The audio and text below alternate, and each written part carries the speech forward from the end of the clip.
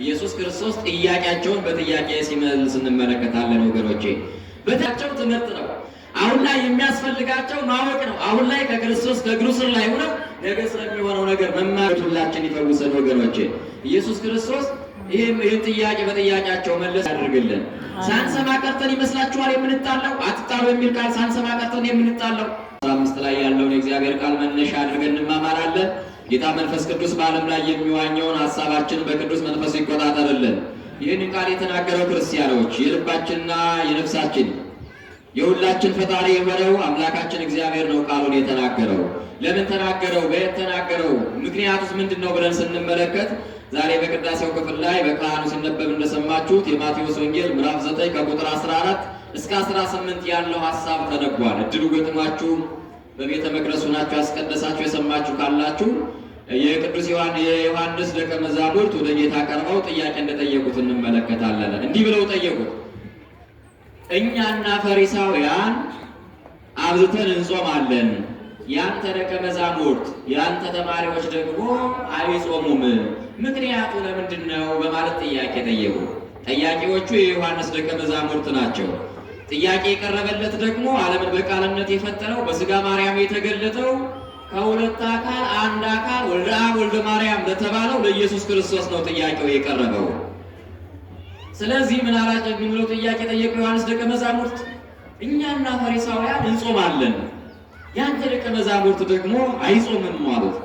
ብዙ ጊዜ ለኢየሱስ ክርስቶስ ሚዛን የሚደፋ ጥያቄ ተነስቶለታል። ሚዛን የማይደፋ ጥቃቅን ጥያቄ ደግሞ ተነስቶለት ተመልክተናል። ክርስቲያኑ ሰዎች አልጠየቁም ላለመባል ብቻ ይጠይቃሉ። የገባቸውንም ያልገባቸውንም የተረዱትንም ያልተረዱትንም ክርስቶስ ሲጠይቁ ተመልክተናል። ከነዛ ጥያቄዎቹ መካከል እጅግ የሚገርሙ ጥያቄዎች በቅዱስ መጽሐፍ ውስጥ በመጽሐፍ ቅዱስ ተጠይቆ እንመለከታለን። ግን ብዙ ሚዛን የማይደፉ ጥያቄዎች ደግሞ ይበዛሉ። ለክርስቶስ ነው የጥያቄ የቀረበው። ነገር ግን ክርስቲያኖች ክርስቶስን ያህል አምላክ ሰማይና ምድርን የፈጠረ አባት እግዚአብሔር ሲገኝ እንዲህ አይነቱ ውሃ የማያነሳ ጥያቄ መጠየቅ አልነበረበትም። እነሱ ግን ጠየቁ። እኛም አብዝተን እንጾማለን፣ ፈሪሳውያንም ይጾማሉ፣ የእንተ ደቀ መዛሙርት ደግሞ አይጾሙም አሉት።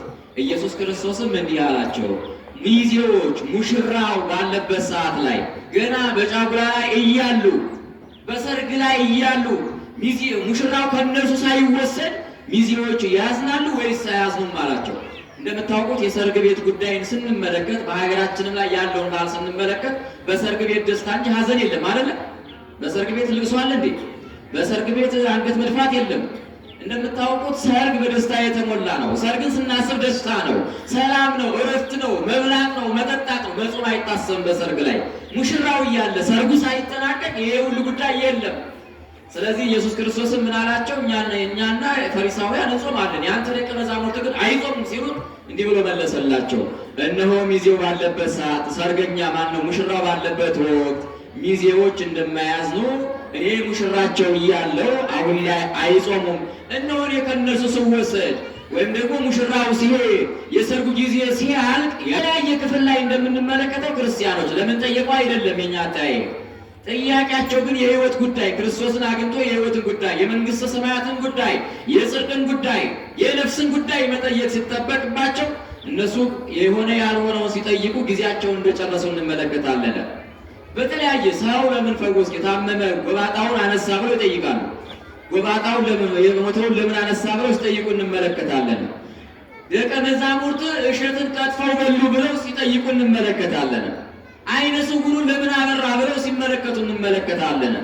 ይልቁንስ አይነ ስውሩን ያበራ በሽተኛውን የፈወሰ እነርሱንም ከማይጠቅም ስርዓትና ከማይጠቅም ወጋቸው እንዲፈውሳቸው ወደሱ ከመጠጋት ይልቅ ሁልጊዜ ኃጢአትንና በደል፣ ሁልጊዜ ከአፉ ስህተትን፣ ሁልጊዜ ከእሱ የሚወነጅሉበትን ወንጀልንና ክፉ ነገርን ለቀማ የተሰማሩ ሰዎች እንደነበሩ እንመለከታለን። ክርስቲያኖች ከእንደዚህ አይነት ከማይረባ እርሾ ከማይረባ ነገር ቸር አምላክ እግዚአብሔር ሁላችንን ይጠብቃል። ዛሬም በእንደዚህ አይነት ህይወት ውስጥ ያለን በጣም ቁጥራችን ብዙ ነው። ክርስቲያኖች የራሳችንን የማንመለከት ራሳችን በሚዛን መዝነን ያለንበት ሁኔታ የማናውቅ የሌሎችን ጉዳይ ስናጠና የምንኖር ስለ ሌሎቹ ስንጨነቅ ስናስብ ስናወጣ ስናወርድ የምንኖር በጣም ብዙዎች ነን።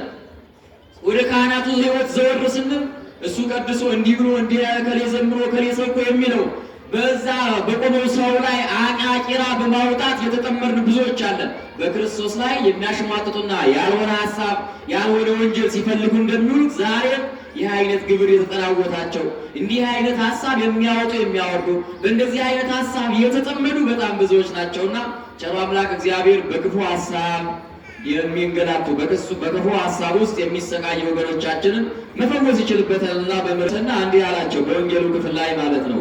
ሙሽራው ባለበት ላይ ሚዜዎች እንደማይጦሙ ደግሞ ሙሽራው ከተወሰደ በኋላ መጦም እንደሚቻል ካስረዳቸው በኋላ እንዲህ በማለት ምሳሌ ሲነግራቸው እንመለከታለን፣ ወይም ሲያስተምራቸው እንመለከታለን። 16ኛው ቁጥር ላይ ባረጀ ልብስ አዲስ እራፊ የሚያኖር የለም፣ መጣፊያው ልብሱን ይቦጭቀዋልና መቀደዱም የባሰ ይሆናል በማለት ይነግራቸዋል። ባሮዬ ልብስ ላይ ወይም ደግሞ ባሮዬ አቅማዳ ላይ አዲስ ልብስ አዲስ መጣፊያ ቢጣፍበት ያንኑ አሮጌውን ይዞት ቀዳዳውን ሊያሰፋው ይችላል እንጂ ዘለቄታዊ የሆነ መፍትሄ እንደማይሰጠው፣ ይልቁንስ ለአዲሱ አዲስ እንጂ ለአሮጌው አዲስ ላይ ቢጨምሩት እንደማይሆን አሁን ላይ ገና በተማሪነታቸው ገና መንፈስ ቅዱስን ያልተቀበሉ በአሮጌ ማንነታቸው በሥጋ ሐሳብ ላሉት ለሐዋርያት ጾም ሳይሆን አሁን ላይ የሚያስፈልገ ማዕዘን ላይ ሄደው በአዲስ ማንነት እንዲያስተምሩ በአሮጌው ማንነታቸው ላይ አሁን ላይ የሚጦሙበት ጉዳይ እንደሌለ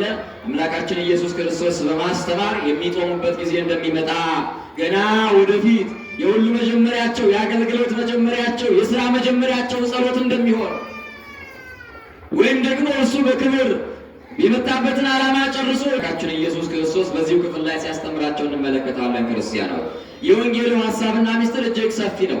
ነገር ግን ክርስቲያኖች ብዙ ብናበዛ፣ ብዙ ብናስተምር፣ ብዙ ብንሰብክ፣ ብዙ ብትሰሙ ዋናውና ትልቁ ነገር የሰማነውን ነገር በሕይወት መተግበር ካልቻል የሰማነውን ነገር መኖር ካልቻል ውጤታማ ስለማንኖር የሰማነውን ቃል እግዚአብሔር ለበረከት አትግደል የሚል ቃል ሳንማር ቀርተን የምንገለው አትዋሽ፣ አትስረቅ፣ አታመንዝር የሚለው እኮ ጠፍቶን አይደለም ወገኖቼ። ዛሬ ላይ የምንሰርቀው እግዚአብሔርን የምንሰርቀው ሌላውንም በዛ ወንጀል የምንሰማራው መስረቅ ኃጢአት እንዳልሆነ ሳናውቅ ቀርተን አይደለም። ቸር አምላክ እግዚአብሔር ማስተዋል ለሁላችን ያድለን።